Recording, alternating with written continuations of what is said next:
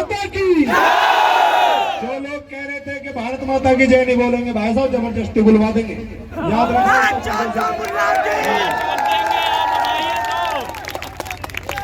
आज जितने भी भाई यहाँ पे आए, बाप से तो मैं बुलवा दूंगा, तुम तो कह दो बस, बाप की तो बहन से लगता है। एक सुना के मैं ना मुल्ला की कि दिन में भी चौपट दरवाजे न लगे, रात को ताला, मामू लेके पड़ गया बकरी, बेटा लेके पड़ गया खाला, तेरी जय हो।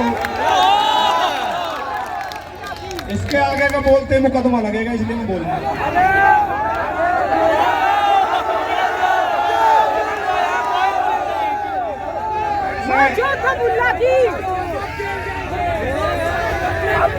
नहीं जेल जाएंगे भाई, कुछ करके जाएंगे।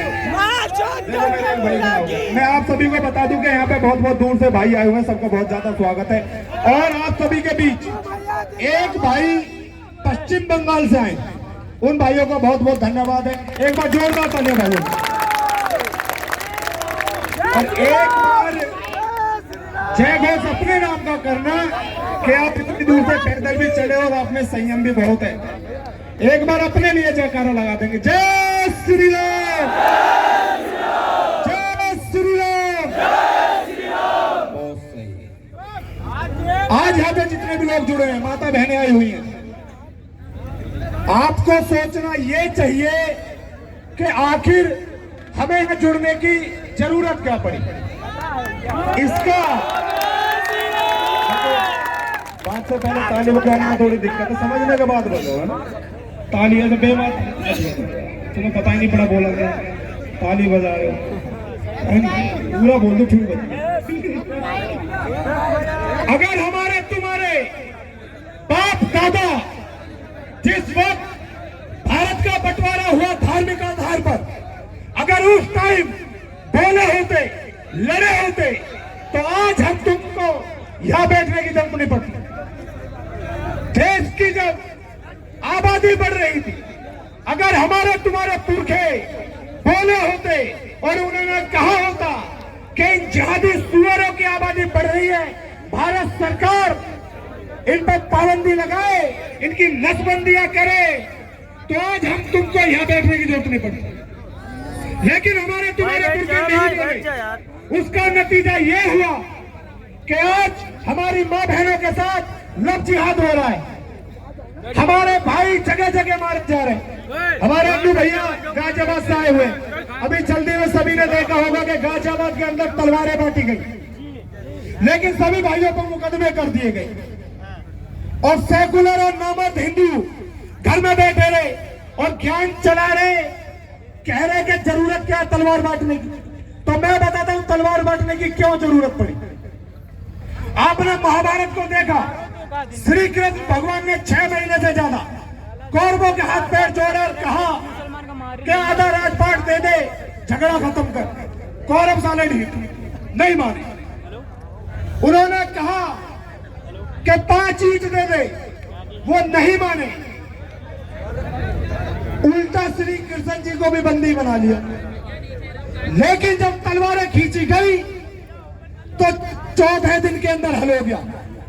आपकी नालंदा विश्वविद्यालय जिसमें 70,000 ब्राह्मण वेद पुराण पढ़ा रहे थे, गीता का ज्ञान दे रहे थे, मंत्रों का उच्चारण कर रहे थे, सारा दिन भगवान का नाम ले रहे थे। कुछ लोग आए आक्रांता, नालंदा विश्वविद्यालय आपकी जला दी गई, सभी लोग मार दिए गए, क्योंकि उनके पास ज्ञान तो था, वेद शास्त्र तो थे, सिर्फ एक चीज नहीं थी। क्या नहीं थी? तलवार। क्या नहीं थी? क्या नहीं थी? कश्मीर के अंदर आपके 7.5 लाख भाई, आपकी बहनों की इज्जत लूटी गई। आरएसएस बीचों बीच मां बहनों को चीर दिया गया। जिनके पास सेब के बाग थे, केसर की खेती थी, काजू पिस्ता हो रहे थे, यानी के पैसा तो था, 7.5 लाख संख्या भी थी, लेकिन फिर भी उनको पलायन करना पड़ा, कश्मीर छोड़कर भागना पड़ा। क्योंकि उनके पास एक चीज नहीं थी। क्या चीज नहीं थी? बांग्लादेश के अंदर आपके भाई मारे जा रहे हैं लोग, भैया आपकी माँ बहनों की इज्जत लूटी जा रही है। व्यथा समझे, एक माँ के सामने एक बेटी की इज्जत लूटी गई। माँ उन जिहादी आतंकवादियों से कह रही है कि मेरी बेटी के साथ एक एक करके अत्याचार करो वरना मर जाएगी। सोचो, ये आने वाला भारत है, 20 साल बाद ये हाल तुम्हारे साथ होगा और उसको कोई नहीं बचा सकता, क्योंकि ना तो हम लड़ना जानते हैं, ना ही हम बोलना जानते हैं, और जो बोले उनके पैर खींचना शुरू कर देते हैं। चलो अपने तो करते करते ही सुअर भी ऐसे ही नारा लगा देते हैं। हमारे जैसे कुछ भाई बोल दे, नारा लगाना शुरू कर देंगे, गुस्ताखे नबी की एक सजा सरतन से जुदा। हमारे सर काटने की बात कर रहे हैं, अपनी कटने से बची नहीं है सालों। जो अपनी कटने से नहीं बचा पाए, हमारी गर्दन काट देंगे।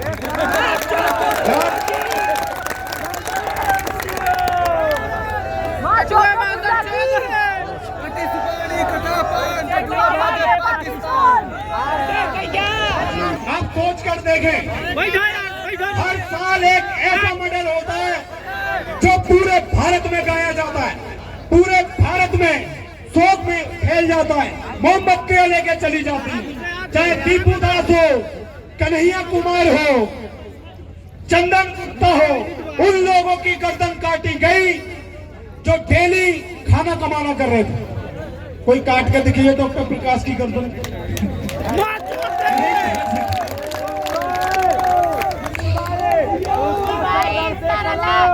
वक्त रहते आप भी शत्रु को पहचान लीजिए, वक्त है विकराल लाल ये भी जान लीजिए। नोचने को बोटी आपकी बैठे हैं किंतु बाट में, या तो जान दीजिए या तो जान लीजिए। वो जमाने गए, दो अपलम चपलम रंगा